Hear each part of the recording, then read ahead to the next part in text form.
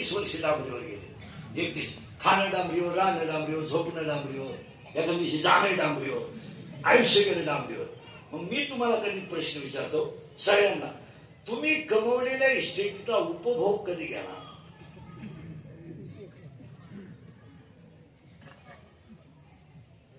तुम्हाला सुधरत मेलो. आता तर काही घेऊ शकत नाही. बोला पटकन. 50चे जावे. आता तुम्ही मी 50चे जावे. शुगर आणि बोला शुगर आहे, बीपी आहे, एक झटका येऊन गेलाय, स्प्रिंग आले आहे, मुळव्याधाचा ठणका चालूशी, मुतखडा वळवळ करतो. झोपताना गोळ्यांच्या डाबाची, पालतवायची गोळी, उतारवायची गोळी, पण वासवायची गोळी, पण मिटवायची गोळी. काहींना जेवताना 3 गोळ्या, खाली बसताना पुन्हा उभं राहणार. काहींना बाथरूमला जाताना गोळी इकडं खाल्लं तरच इकडं होतं, इकडं खाणं नाही. आता मला सांगा, एवढं इस्टेट तुम्ही बंगल्यामध्ये तो हौद बांधलाय, त्याच्यात पोहणार कधी? बंगल्याला पुढे झोपाला केलाय, गार्डन केली, त्या गार्डन मध्ये मस्तपैकी बसणार कधी? कधी बसणार? बसताच येत नाही तर बसणार कुठे? तू जर वाकरणं बाहेर येतोय लग्नीला, तू त्या बंगल्या एक वाक्य समज मला, ह्या जगात सगळ्या गोष्टी करायच्या, पण 50च्या आत. 50च्या पुढे काहीच नाही. लईत लई 60. 60च्या पुढे काही करायचं काय उपयोग नाही. मग दुसरी झाले वांझ. आता वांझ झाड झाले बरं का, लई किचकट मुद्दा आहे. त्याची मुळे अज्ञान. आणि आज सगळ्या लोकांमध्ये काय, आता त्या अज्ञान मुलीला 4 कोंबे. महिला म्हणलं कोंब 4 झाडच कोणते? वांझ. आणि त्या वांझ झाडाला मुळी कोणते? अज्ञान. तुम्हाला उत्तर द्या. महिला म्हणलं शालू घेतला तुम्हाला लागणार.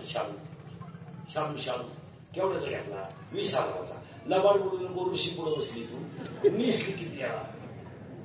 तुला अक्कल नावाची गोष्ट आहे का? अरे का मला सांग, तुला जर 20,000च्या साड्या घेतल्या असत्या तर तुला शेवटची साडी सुद्धा त्याच्यातलीच काम आली असती. तुझ्या भावाची धावपळच झाली नसती. आता हे काही लोकांची बँकेनं कोटी रुपये गेले, यांनी कधी सप्त्याला 1100 रुपये दिले नाही. जर दिले असते तर ऋषीनं वाचवलं असतं तुला. त्याला 1000 दे, तुला 5,000 दे, पण तू मग म्हातारपणे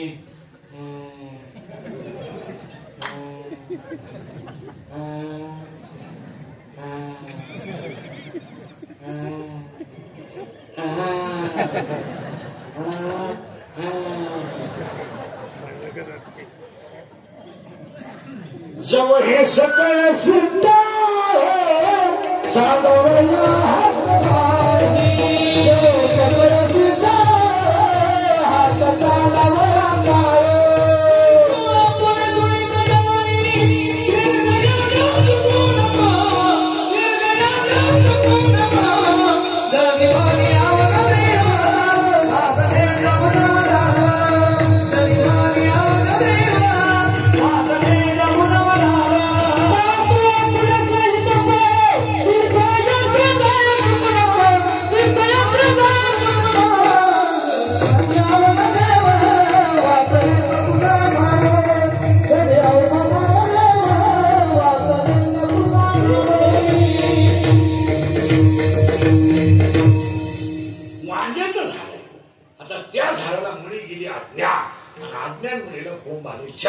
सांगू राहिलो मी आहे ज्ञानेश्वरीतला 15 अध्याय.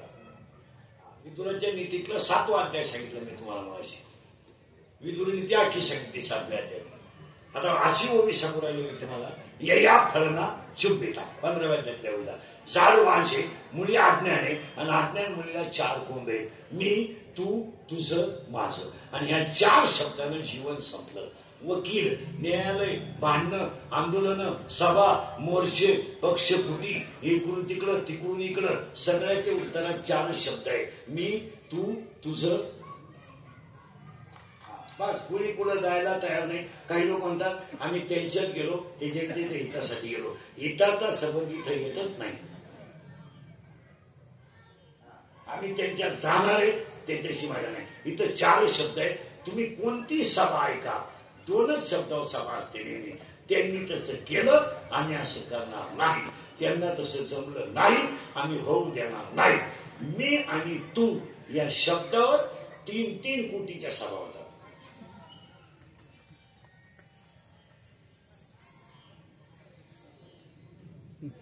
शब्द 4च.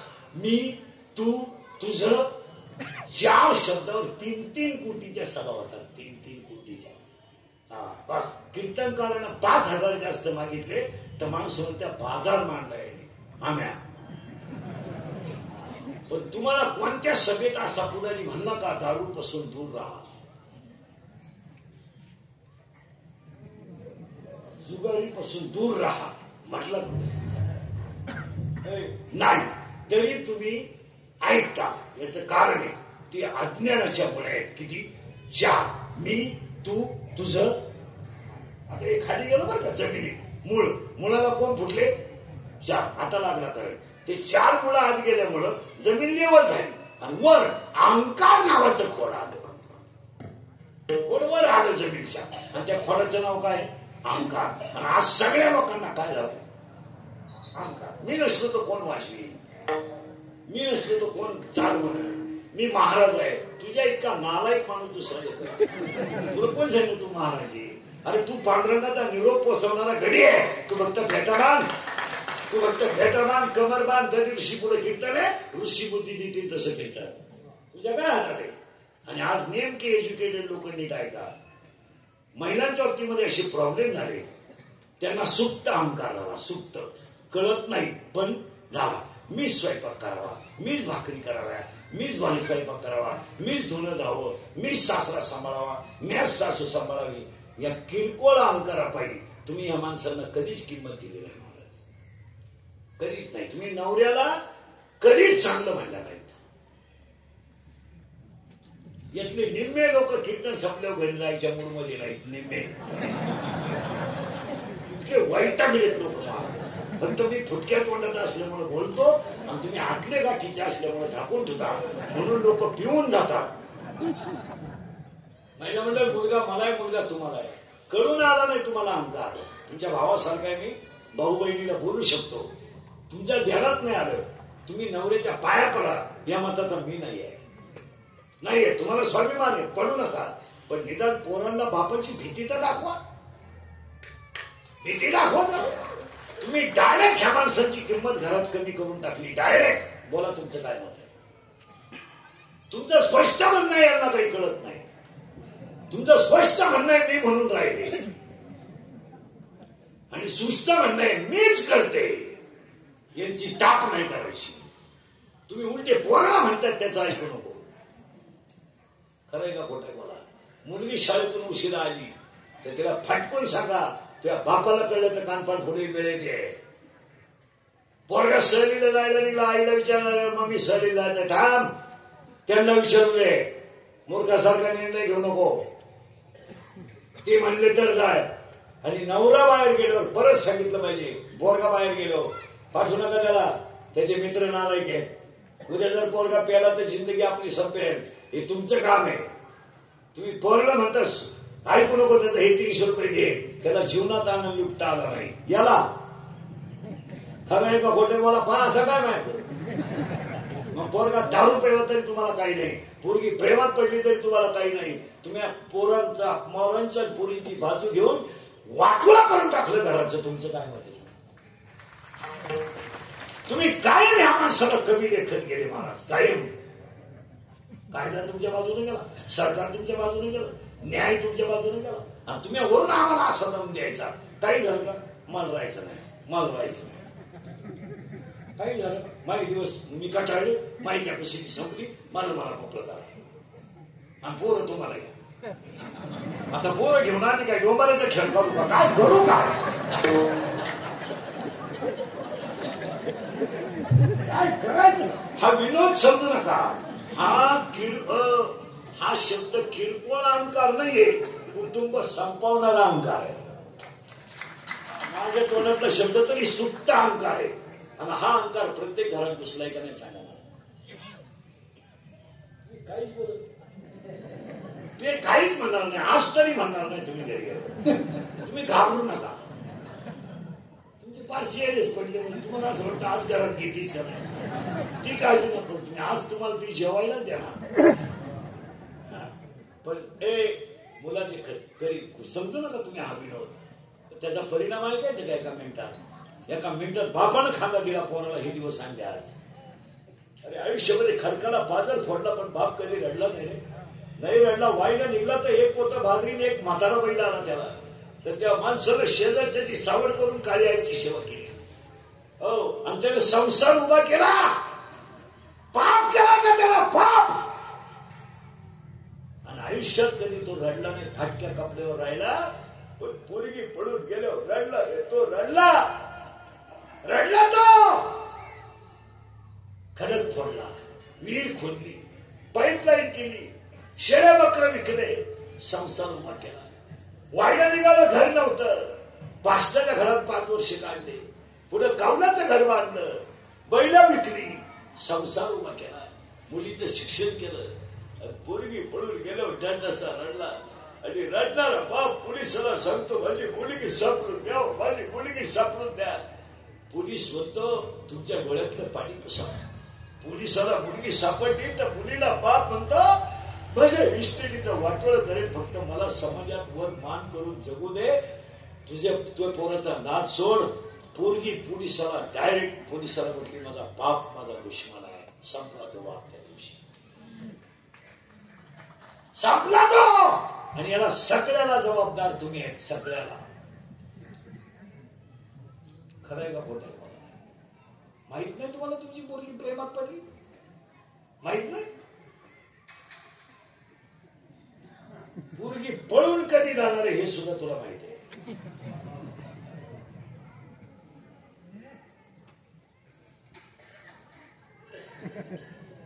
हसण्याच्या गोष्टी नाही राहिल्या. महाराज बापानं खांदा दिला मुलाला, जगात काय राहिलो. आम्ही बोलतो तर आम्ही लोकांचे दुश्मन झालोय. पण मुलगा मला आहे ना, मुलगा मला आहे, मुलगा तुम्हाला आहे, मुलगी मला आहे, मुलगी तुम्हाला आहे. आपण फक्त मी उभा आहे तुम्ही बसले, आपण एकच आहे. आज कोणत्या बापाचा मुलगा बापाच्या अगोदर गेल्यावर बापाला समाधान वाटेल सांगा ना. सांगा बापाला आयुष्यात काय कमावलं मला सांगा. गाडी, बंगला, मान, सत्ता. मुलगा गेल्यावर कमवायचं कोणासाठी तुम्ही चिंतन करा. 2 मिनिटं करा चिंतन. कमवायचं कोणासाठी. हाडाची काळ आहे, रक्ताचं पाणी आहे, पाण्याची बाटली न विकत घेणारी माणसं आहेत आपण. मिसळ पाव खाऊन दिवस काढणारी माणसं आहेत आपण. अरे श्रावण महिन्यात उपास झाला तर बिचारा 6 उपास केला त्याने आणि संध्याकाळी लवकर सोडला. आणि त्याचा वर्ग जर त्याच्या देखत मरत असेल तर त्याने पाप काय केलं मला सांगा. आज बाप मुलाचा खालीकरी झालाय. या 4 वर्षात महिला मंडळ आई पोराच्या प्रेताजवळ रडते. काय कमवलं तुम्ही. गाड्या घेतल्या, बंगले बांधले, भारीतले ब्रँड केले, पांढरे केस काळे केले. तुम्ही केलं काय आयुष्यात. एवढंच केलं ना. पार्ट्या पाडल्या, भांडणं केले, गावांचे भोंगे केले, एवढंच केलं ना. काय कमवलं आयुष्यात. पोराचं प्रेत जेव्हा रस्त्यानं चालतं तेव्हा ती 70 वर्षाच्या म्हातारीचं मन काय म्हणत असेल सांगा. मुलगा पेटवला तर तिची दातखेळ बसली. गुजीरवाली पोरं प्रेताजवळ उड्या हाणतात. आणि गुजीरवाली पोरं प्रेताजवळ उड्या हाणतात. त्यांना काय माहिती माझी आई विधवासाठी, त्यांना काय माहिती माझा बाप केला. ती पोरं आईला विचारतात आई माझ्या बाबाला लोक का आंघोळ घालतात. काय उत्तर देऊ शकता तुम्ही. आणि तीच पोरं आईला विचारतात आई माझ्या बाबाला बांधून पुढे चालवलं सांग, सांग आई सांग.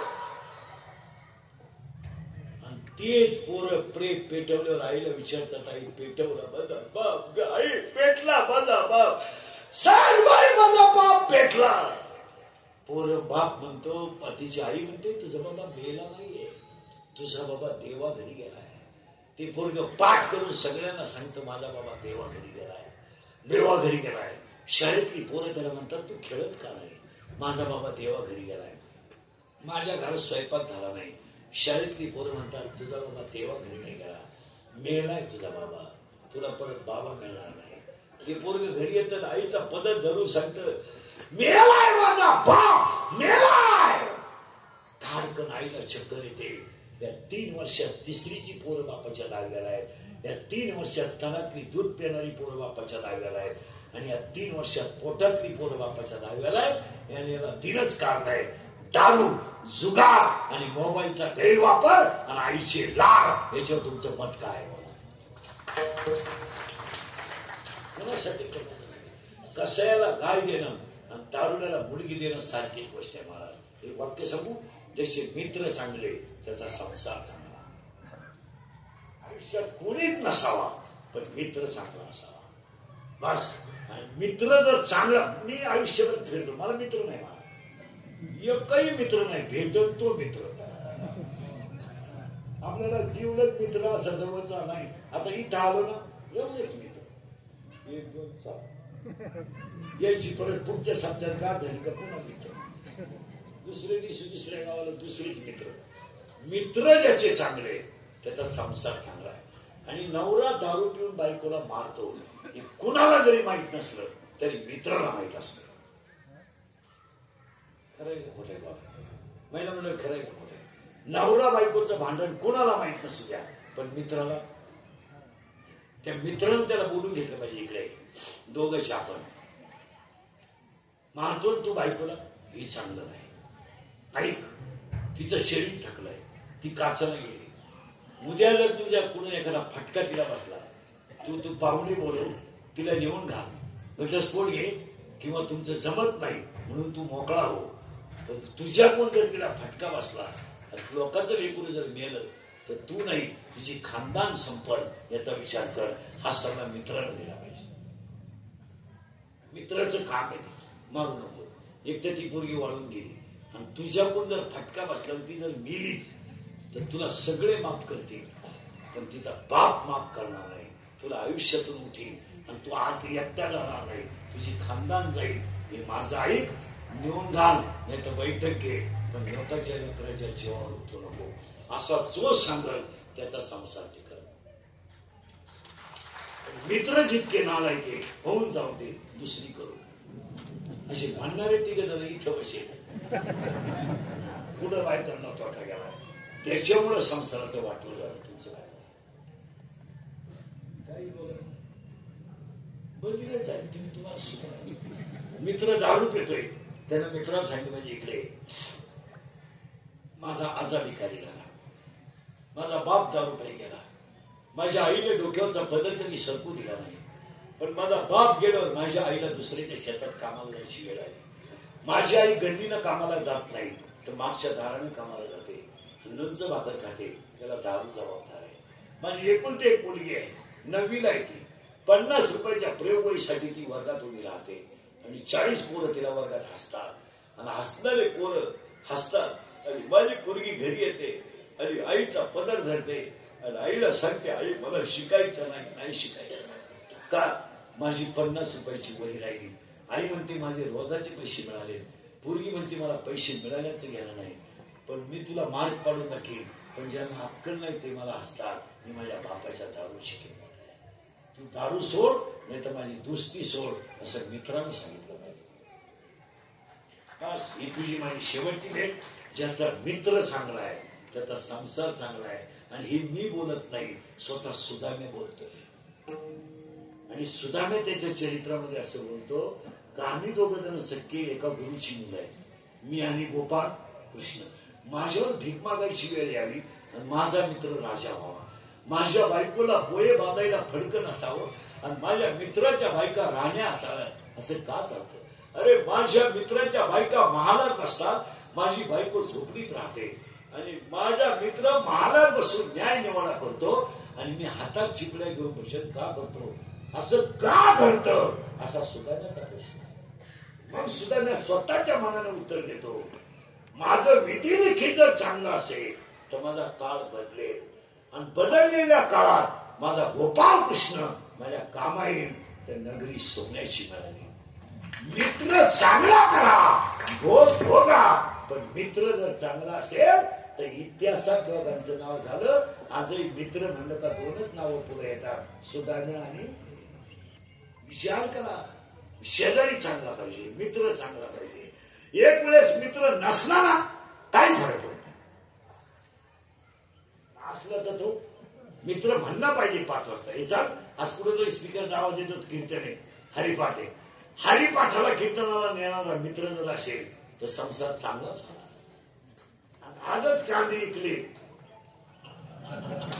काही आहे का नाही असं म्हणणारा मित्र राहिलेल्या कांद्याला गिऱ्हाईकच पाहणार. ज्याचे मित्र चांगले म्हणून त्या झाडाला वांगार नावाचं खोडे इथं आपण बाबा